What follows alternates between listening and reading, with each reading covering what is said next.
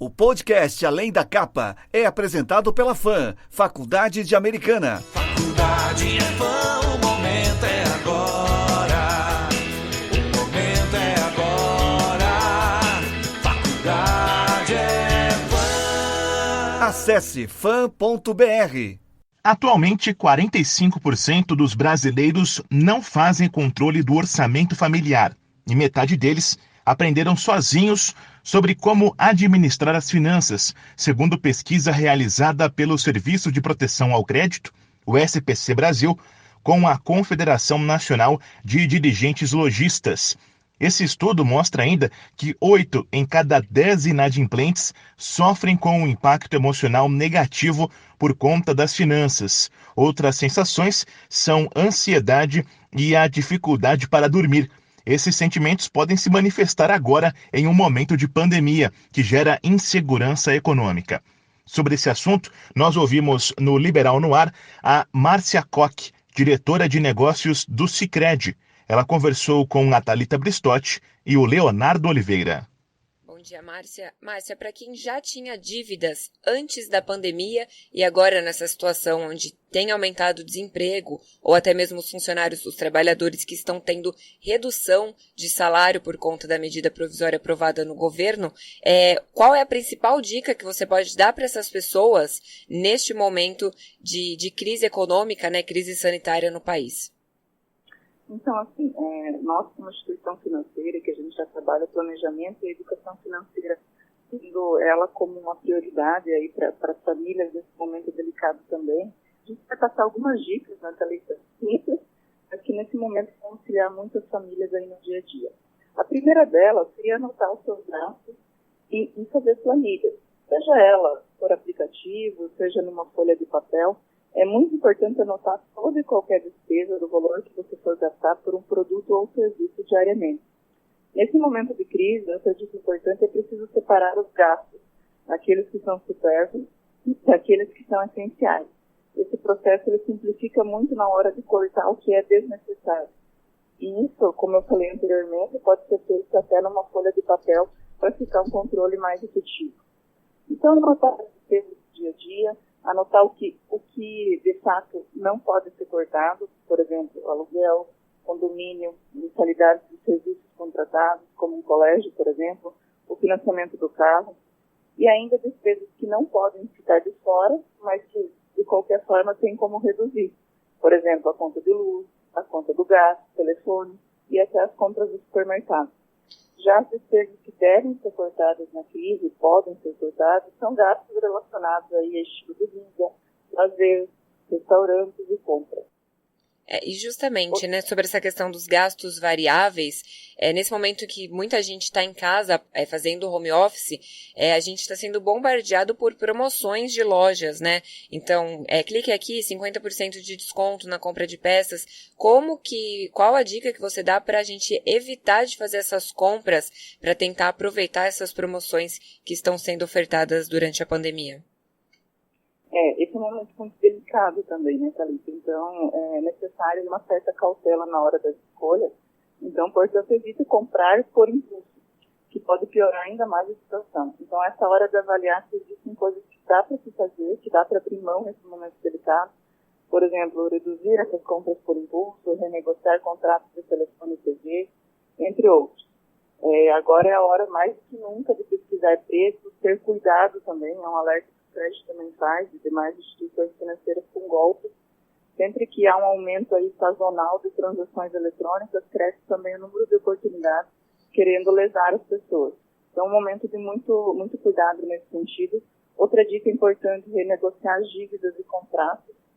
Também é um cenário que os bancos e as demais cooperativas, instituições aí estão com medidas anticrise e taxas e prazos muito atrativos. Então, também é uma dica simples e que nesse momento pode auxiliar.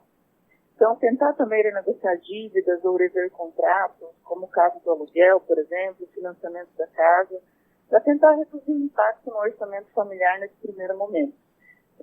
Outra questão que deve se priorizar nesse momento são contratos que tenham juros mais elevados, como cheque especial e cartão de crédito, aí ganham prioridade nesse momento para a quitação. Perfeito. E, Márcia, uma outra questão, né? Muita gente, por exemplo, trabalha com mais de um cartão, que é o meu caso. Eu tenho um cartão só para o crédito e outro só para o débito. E muitas vezes a gente, no dia a dia, e quando está numa situação normal, não liga de acabar pagando um segundo cartão que tem ali a sua taxa de conveniência, que muitas vezes pode ser alta ou não. Tentar também enxugar ao máximo esse tipo de questão é uma dica também importante. Muito, muito importante. E até as instituições financeiras, de uma forma geral, elas estão muito abertas para tratar cada situação de forma isolada, analisar em conjunto com, no nosso caso, o nosso associado ou o cliente do banco. Então, fazer essa análise em conjunto é muito importante. Até como eu citei anteriormente, o cartão de crédito tem a taxa de crédito mais elevada. Então, é importante aí a gente ter esses cuidados que são fundamentais aí no final do mês. Mas se algumas empresas estão dando a possibilidade de pausar o financiamento, né? Você acha que é uma boa aderir a essa pausa para não pagar neste momento? Ou é melhor tentar fazer esse pagamento, mesmo que não sobre tanto dinheiro no fim do mês, neste momento? Thalita, como cada caso deve ser analisado o financiamento e a capacidade de pagamento da pessoa naquele momento. Talvez alongar um financiamento que você vai ter a tributação de juros em cima, vai ter a alocação mais dessa despesa financeira aí no final. Essa parcela vai chegar, mesmo você alongando ela para 60 ou 90 dias, ela vai chegar e vai ter que fazer o pagamento. Então, se você tiver condições de conseguir fazer a quitação em dia, o aconselhável é que se faça. Claro que, assim, tem que ser analisado cada situação, como eu falei, até porque em alguns cenários vai priorizar talvez a manutenção aí familiar, as questões básicas de subsistência da família, então aí seria necessário sim a questão de alongamento. Márcia, existe um percentual que é bom para as pessoas, por exemplo, hoje eu gasto 55% do meu salário com meus gastos fixos, então, no caso, aluguel, conta de luz, existem percentuais que devem ser respeitados hoje numa família? É muito cuidado, né, Thalita, que a gente sempre comenta de não comprometer muito a sua capacidade de pagamento, a sua renda familiar aí, em torno de, quando se toma uma operação de crédito, a base única da análise de crédito, é que até 30% que você possa comprometer da sua renda. Então é bem importante você ter esse controle, todas essas dicas que a gente vem falando aqui, no sentido de saber quanto que é as suas despesas fixas, quanto que é a sua receita, o que é possível enxugar nesse momento para ainda mais não comprometer a sua renda. Então, é muito importante nesse sentido, todo um conjunto, uma análise, um planejamento de fato, para justamente deixar a sua renda mais disponível e mais adequada aí nesse momento tão incerto que a gente está vivendo.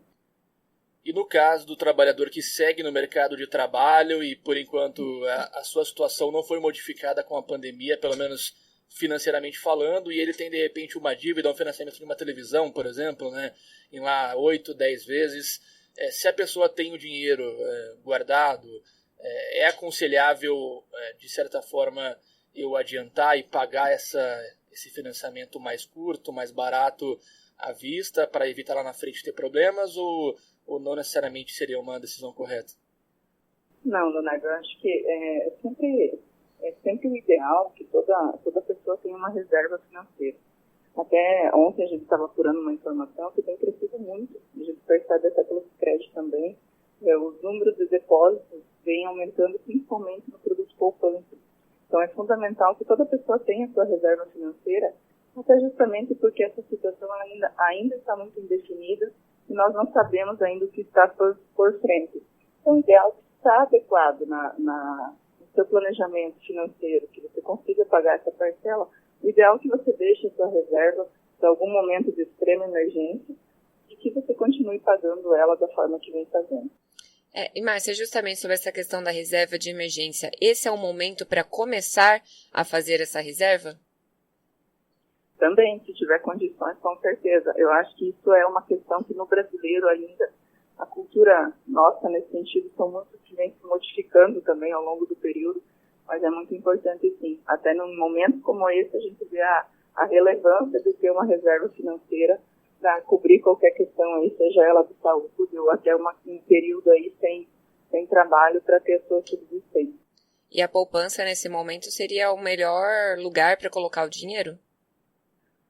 Sim, o Sicredi hoje tem todo o portfólio de produtos de investimentos para atender os seus associados. A poupança ela é a forma mais popular que o brasileiro tem de fazer a sua reserva, né? Até por ela ser o juro composto, ser de fácil entendimento, não ser complexa, tem o benefício fiscal que não tem a questão do imposto de renda tributado. Então, nesse sentido, não é que ela seja melhor, mas é a alternativa mais popular hoje que nós temos no Brasil e que o brasileiro já, culturalmente, já gosta muito da poupança e já tem ela como um dos seus principais investimentos. E Márcia, para aquelas pessoas que não vão ter dinheiro mesmo para pagar as contas, foram demitidas ou tiveram a suspensão de contrato e aí vão ver o salário caindo para um salário mínimo, nesse momento também é um momento para se adquirir um crédito no mercado, porque tem muitas empresas muitos bancos, instituições que estão ofertando empréstimo com umas taxas mais acessíveis. É um momento para isso? Não, de forma alguma, né? Por mais que a taxa seja atrativa, seja o prazo seja atrativo também, é um momento de muita cautela. Se possível, não fazer nenhuma concessão de crédito nesse sentido, que ela não seja necessária e que você consiga honrar seus compromissos sem precisar de um empréstimo, algo nesse sentido. Nesse momento seria bom ter a cautela e não cair, digamos, nessa tentação, nesse bombardeio que está de taxas e tudo mais. Isso seria para, talvez, pessoas que já têm um comprometimento financeiro, de estar olhando as suas operações de uma forma geral e ver se conseguisse fazer, sim, um plano com uma taxa mais atrativa, com um período mais alongado, diminuindo aí o valor da parcela que ele tem a pagar mensalmente. Tá certo. Márcia, muito obrigada pela disponibilidade e por trazer essas dicas financeiras aqui no Liberal no Ar. Eu que agradeço a oportunidade, desejo a todos aí um excelente dia e bom final de semana. Para você também, um abraço. Conversamos com a Márcia Coste, que é diretora de negócios do Sicredi, para falar sobre economia em tempos de pandemia.